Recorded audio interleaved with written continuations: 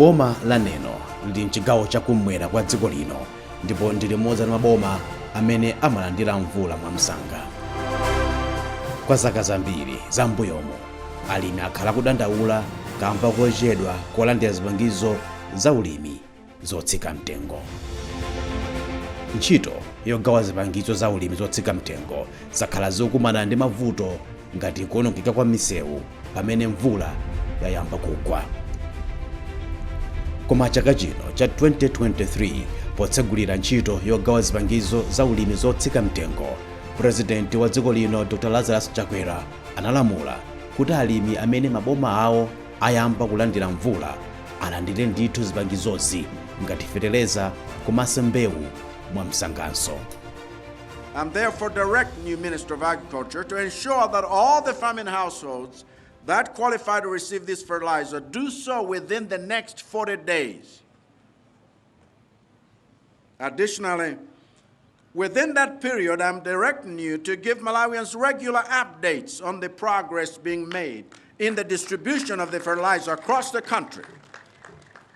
You must also create a platform through which any technical problems that arise in the operation can be reported, resolved, and addressed in an open and transparent manner that builds confidence among Malawians that this program is being done for their good and not to advance the selfish interests of any person.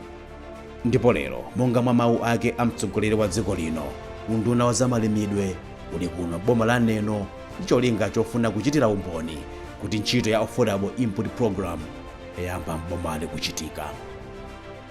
Poyankhulapo za masiku 40 omwe mtsogoleri wa dziko lino analamula kuti unduna wa zamalimidwe uyesetse kugawa zipangizozi, nduna ya mundunawu Asam Dalitso Kawale anati anakumana ndi onse okhudzidwa pa ntchitoyi kuti akungoyenera kuyendera limodzi. President adatipatsa masiku 40 kuti ligwire ntchito imeneyi. Adatipatsa lachisanu Monday tinakambirana ngati ministry tingatani kuti tikwaniritse masiku 40. Ndiye kuyambira pa Monday kufika dzulo taonjezeranso pesi kwambiri, ndipo dzulo kufika lero yaonjezekeranso kwambiri usanaso ndi sabata yatha. Tili ndi chiyembekezo chonse kuti magalimoto amene tili nawo atithandiza kuti tikwaniritse masiku 40, komanso network ndi kugwira ntchito bwino kwambiri. Sitikumana ndi mavuto zokhuzana ndi nambala ya magalimoto ndi imene tili nayo more than 800, komanso ogwira ntchito ndi wamwaza kwambiri, komanso malo ogulirawo kamene ogulitsira feteleza kuonjezeranso kwambiri. Cholinga 40-day deadline ija tikwanitse. Lelo kuno ku Neno anthu ndosangalala kuti zoona kwa nthawi yoyamba mzaka zambiri akwanitsa kugula feteleza ndi mbewu pamene mvula yangotsala pang'ono kugwa. Iwo akuti misewu bomali ndi yovuta kwambiri, ndipo pamene mvula yagwa zimakhala zinthu zovuta kwambiri kufikira kumadera ngati amenewo. Andrew Chatata omwe ndi mmodzi mwa anthu amene agula feteleza otsika mtengo akuti chilinganizo chimene boma lachita chaka chino kuyambitsa ntchitoyi mwachangu zithandiza kuchepetsa mavuto a njala chaka chamawa, kamba kuti anthu ambiri akwanitsa kugula zipangizozi. Pamene mvula yafika kunokwe imakhala kuti imafulumira kufika, ndiye ndimene talandira papamo ndi zabwino kwa basi talandira nthawi yofunika. Iwo akuti ndondomeko chaka chino ikubweretsa pafupi ndi anthu ambiri zipangizozi kusiyana ndi kuti anthu azichita kuyenda mtunda utali kuti akapeze feteleza komanso mbewu. Ndondomeko chaka chino yayenda bwino, ndipo ndi zabwino zoti loko kugula kwake si kovuta, tikugula mwamtendere mwabwino. Mayi Lemekezani Mwale amakhala m'mudzi mwa Mtonda pomwe lomwelo la Neno, amene akuti kwa zaka zambiri akhala akugula mochedwa, zimene zimachititsa kuti anthu ambiri asemphane ndi magwedwe a mvula. Pamenepa iwo anati ambiri alimi amangogulitsa feteleza wawo kamba kuti samakhalanso ofunikira pa nyengo yomwe iwo amalandira. Saka tunzo ndi lusanga feteleza fika muthawi yake monga kuno kosonso ndovuta, ndikuti kamagwa mvula ndikhafereza tinaye. ntchito ya affordable input program chaka chino yafikiranso anthu ena amene nkoyamba mu moyo wawo kugula fetereza ndi mbewu zotsika mtengo ngakhale kuti mayina awo ankalembedwa. A Alfred Noah Nazigamba amachokera dera la mfumu Makanani kwati mlauli boma la Neno. Iwo akuti ndi okondwa kuti chaka chino dzina lawo latuluka pa mndandanda wa alimi amene apindule. Omujanga ndiyokondwa kwambiri ifone ndakha masiku ochuluka kwambiri zaka zochuluka osati masiku koma zaka zochuluka ndisana group fertilizer wa subsidy wotsika mtengo ngati amene koponi sinde malandira kamba ka ndondomeko zina mwa izo za agriculture ifona kuti timati amabwera kunyumba kuja dzapanga zawo zimene iwo amazidziwa koma kuti mayina aja akatuluka ine simapezeka mndandanda otuluka kuti ndikhale mmodzi mwa anthu ogula nawo fertilizer. Mmodzi mwa azilangizi andisankhapo ineyo kukhala mmodzi mwa iwo kuti ndipindule nawo ku ndondomeko za ulimi za zipangizo zotsika mtengo. Anazigamba anatsindika kuti nkupanda nzeru komanso kupalamula mlandu kugulitsa kwa anthu zipangizo zimene munthu wathandizikira ndi boma ngati kugula fetereza ndi mbewu zotsika mtengo. Chiyembekezo yanga ndichochuluka kwambiri ifuna kuti mmene ndapanga chonchi ndi kuti ndi chikhulupiriro chona kuti fertilizer amene ndapezayo ndikuyenera kuti ndikagwiritsa ntchito mwandondomeko yabwino yona kuti mwina mchaka cha mawa anzanga akadzasankha ine kukhala kuti sindili mu program imeneyo ndidzakhala ndi thandizo la chakudya chochuluka kamba kona kuti ndapezapo phindu kuchokera mu fertilizer amene ndasankhidwa mu chaka chinocho. Anzanga mwa iwo amene akumene akugula fertilizer ndikumakagulitsa ndikufuna ndalangiza nena kuti kugula fertilizer ndikugulitsa ndi chimodzimodzi kunyamula nkhoko ya chimanga yonse amene ndikugulitsa pakhomopo uli ndi ana nkuwapha ndi njala ona kuti ana wasakhale ndi chakudya pakhomo koma chakudya utagulitsa.